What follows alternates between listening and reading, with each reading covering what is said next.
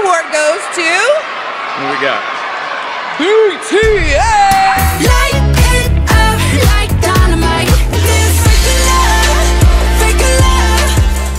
Hello বন্ধুরা, সবাই কেমন আছেন? আমি জোভাইন আছি সাথে, আর আজকের আরও একটি নতুন এপিসোডে সবাইকে স্বাগতম। বর্তমানে বিটিএস নামটি অনেকের কাছে খুবই পরিচিত। বিশেষ করে তরুণ সমাজ বিটিএস নিয়ে অধিক আগ্রহ প্রকাশ করে থাকে, কেননা বিটিএস নামের এই ব্র্যান্ডটি আমাদের সকলের কাছে অধিক জনপ্রিয়। বিটিএস দক্ষিণ কোরিয়ার অর্থনীতিতে বছরে প্রায় $5 বিলিয়ন যোগ করে। এটি দক্ষিণ কোরিয়ার সমগ্র অর্থনীতি প্রায় 0.5%। তাদের অ্যালবামগুলো আমাদের আকর্ষণ করে থাকে।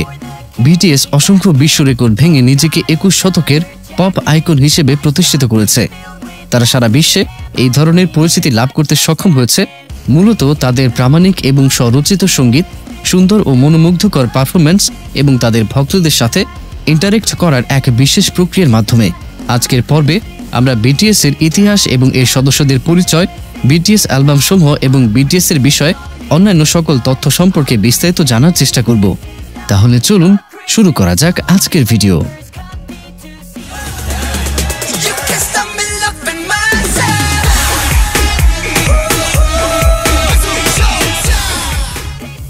বিটিএস হল 2010 সালে গঠিত একটি 7 সদস্যের দক্ষিণ কোরিয়ান বয় ব্যান্ড গ্রুপ।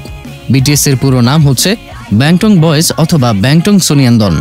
বিটিএস এর সদস্য সংখ্যা 7 জন। বিটিএস এর প্রথম অ্যালবামের নাম হচ্ছে টু কুল ফর স্কুল অ্যালবামের অধীনে নো মোর ড্রিম শিরোনামের একটি গান দিয়ে 2013 সালে জুন মাসে বিগ হিট এন্টারটেইনমেন্ট, যা এখন বিগ হিট মিউজিক হিসেবে পুনরায় ব্যান্ড করা হয়েছে, আর এর মাধ্যমে তারা আত্মপ্রকাশ করে, যে গানটির প্রায় 50,000 কপি বিক্রি হয়। 독서실 간다니까.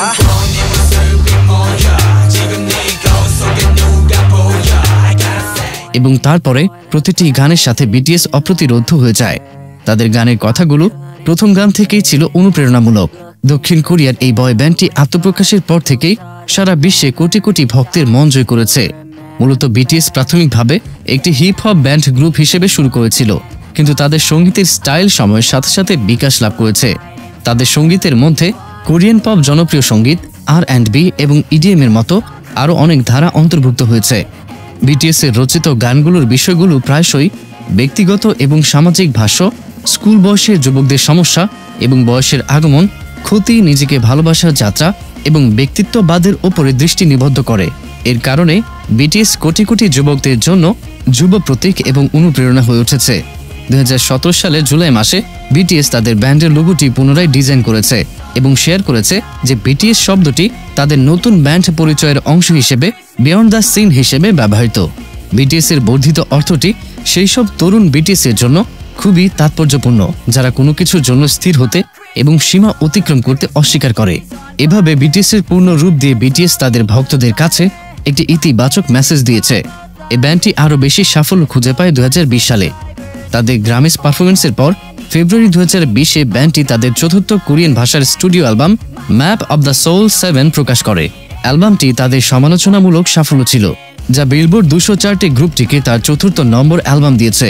2020-এর আগস্টে গ্রুপটি তাদের প্রথম ইংরেজি ভাষার গান ডায়নামাইট প্রকাশ করে, যা বিটিএসকে বিলবোর্ড হট 100 চার্টে প্রথম নম্বরে নিয়ে যায়। এছাড়াও ডায়নামিটের মিউজিক ভিডিও প্রিমিয়ার হওয়ার পর থেকেই 24 ঘন্টার মধ্যে সবচেয়ে বেশি ভিউ হওয়া ইউটিউব ভিডিও হয়ে উঠেছে।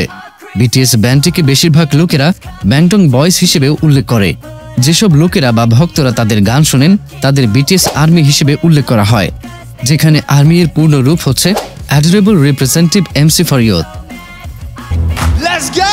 'Cause I'm in this destiny. So watch me break the fire, set the night light. এখন চলুন বিটিএস এর 7 জন সদস্যের পরিচয় জেনে নেওয়া যাক। 7 জন বিটিএস সদস্যের নাম হচ্ছে জিন, সুগা, জেহোপ, RM, জিমিন, ভি এবং জাংকুক। RM এর জন্ম 1994 সালের 12 সেপ্টেম্বর দক্ষিণ কোরিয়ার সিউলে জন্মগ্রহণ করেন।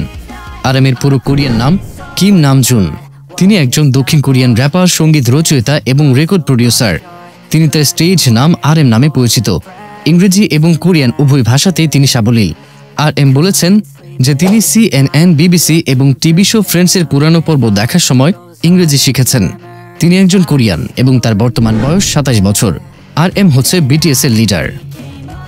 And who tell me like gotta be a someone 난 절대 그들처럼 될 수 없어 man. জিন জিন একজন সঙ্গীত রচয়িতা এবং দক্ষিণ কোরিয়ান গায়ক। জিন বর্তমানে সবচেয়ে বড় বিটিএস সদস্য এবং তার আসল নাম কিম সিউক জিন। তিনি 4 ডিসেম্বর 1992 সালে জন্মগ্রহণ করেছিলেন। তিনি তার স্টেজ নাম জিন নামেই পরিচিত। জিন 2013 সালের জুন থেকে বিটিএস এর সদস্য। তিনি বিটিএস এর সবচেয়ে পুরাতন সদস্য। তিনি যখন চলচ্চিত্র সম্পর্কে অধ্যয়ন করছিলেন তখন তাকে বিগ হিট এন্টারটেইনমেন্টে যোগদান করার জন্য আমন্ত্রণ জানানো হয়েছিল। জিন 2016 সালের 10 অক্টোবর বিটিএস এর সাথে তার একক ট্র্যাক প্রকাশ করেন, যার শিরোনাম ছিল অ্যাওয়েক। বর্তমানে তার বয়স 29 বছর।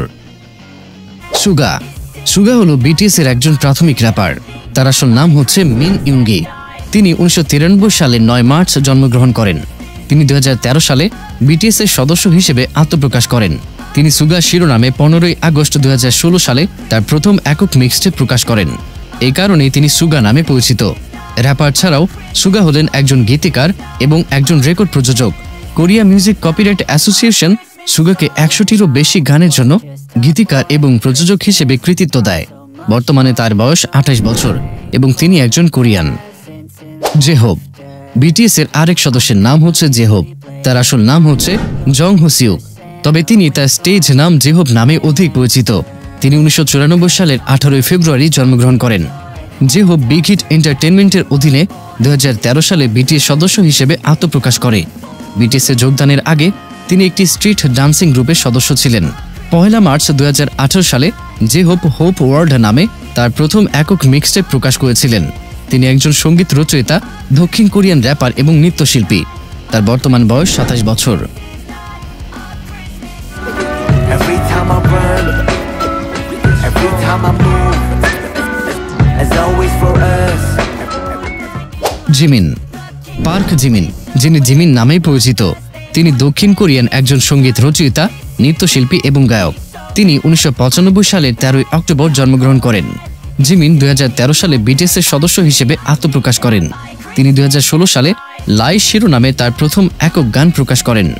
এটি উইংস নামে বিটিএস এর দ্বিতীয় কোরিয়ান স্টুডিও অ্যালবামের অংশ হিসেবেও প্রকাশিত হয়েছিল। বর্তমানে তার বয়স 26 বছর।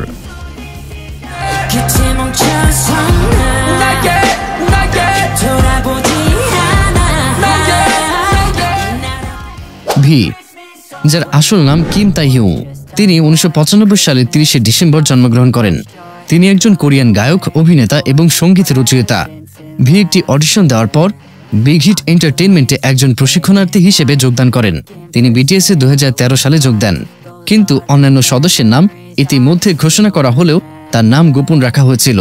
বিগ হিট এন্টারটেইনমেন্ট এজেন্সি তাকে নো মোর ড্রিম ট্র্যাকটির মাধ্যমে আত্মপ্রকাশ করার সময় একটি সারপ্রাইজ দিয়ে তাকে একজন গোপন সদস্য হিসেবে পরিচয় করিয়ে দেয়।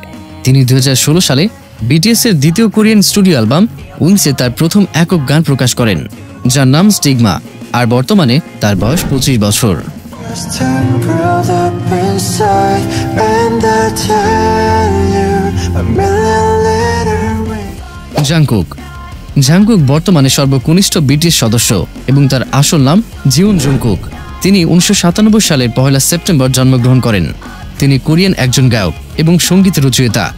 যদিও জাংকুক বিভিন্ন বিনোদন সংস্থা থেকে বেশ কয়েকটি কাস্টিং অফার পেয়েছিলেন, তিনি বিগ হিট এন্টারটেইনমেন্টের অধীনে একজন প্রশিক্ষণার্থী হতে বেছে নিয়েছিলেন, কারণ তিনি বিটিএস এর অন্য একজন সদস্য RM দ্বারা অনুপ্রাণিত হয়েছিলেন। তিনি তার প্রথম একক পপ ট্র্যাক বা গান প্রকাশ করেন 2016 সালে উইংস অ্যালবামে, যার শিরোনামটি হচ্ছে বিগেইন। তো বন্ধুরা, বিটিএস কি এবং বিটিএস এর 7 জন সদস্যের পরিচয় আশা করি জানতে পেরেছেন। আপনারা যদি বিটিএস সম্পর্কে আরো একটি পর্বে দেখতে চান তাহলে আমাদের কমেন্ট করে জানান। আর আপনি যদি আমাদের চ্যানেলে নতুন হয়ে থাকেন তাহলে অবশ্যই চ্যানেলটিকে সাবস্ক্রাইব করে পাশে থাকা বেল আইকনটিতে ক্লিক করে দিন। সবাই ভালো থাকবেন। Thanks for watching. Became a man, lost sight of who I am.